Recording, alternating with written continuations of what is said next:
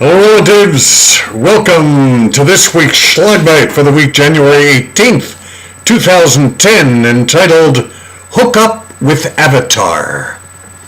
I just took my grandkids, aged 12 and 14, to see the new 3D sci-fi movie Avatar. It's breaking all kinds of box office records, and it's great science fiction, told as a classic Joseph Campbell tale about the hero's journey. Like Odysseus, Luke Skywalker, and Frodo, the hero gets separated from his ordinary life and surroundings, is faced with almost impossible challenges, and lives to tell about it. The hero in Avatar is a paraplegic ex-Marine who gets taken to the planet Pandora in a galaxy far, far away. His job is to support a scientific mission studying the planet's native inhabitants, but its real purpose is to support a military-industrial takeover of Pandora's treasures. Pandora has the largest deposit of the most valuable mineral in the universe, and wouldn't you know it, the indigenous people live right on top of it. In order to learn about them, the scientists have found a way to transform themselves into Pandoran natives.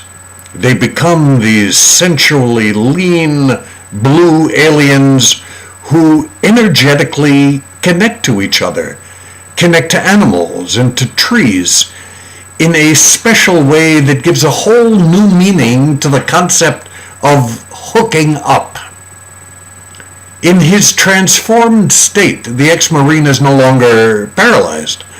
He falls in love with a Pandoran princess, he goes native, and, like Lieutenant Dunbar in Dances with Wolves, leads his adopted people on a journey of liberation.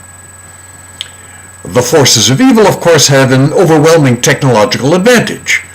The natives' greatest power comes in believing that a living tree contains an energy that will save them. It's an incurably romantic story of faith, hope, and redemption, and it will suck you in with its special effects. The movie is in 3D, so the spectacular scenery invites you to become a full participant. Blossoms from the sacred tree float into the audience, and sailing over you are fighter pilots in missile-armed spaceships who are battling native warriors mounted on flying dragons firing bow and arrows. At the end of this movie, the audience applauded. We had planned to go to lunch afterwards, and I couldn't wait to discuss the movie's contemporary implications.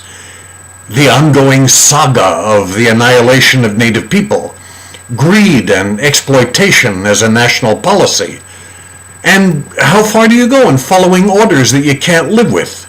There was so much I wanted to talk about, so much to teach. I wasn't flapping for more than 2 minutes when my grandkids started rolling up their eyes, and finally both looked up at me and said, "Papa, do you ever stop talking? This was a great movie. Can't we just eat?" It never ceases to amaze me how my grandkids help me realize how little I have to teach them about what's ultimately significant. We are hooked up energetically. Those grandkids and me, they will love me whether I flap or not, and they know I love them.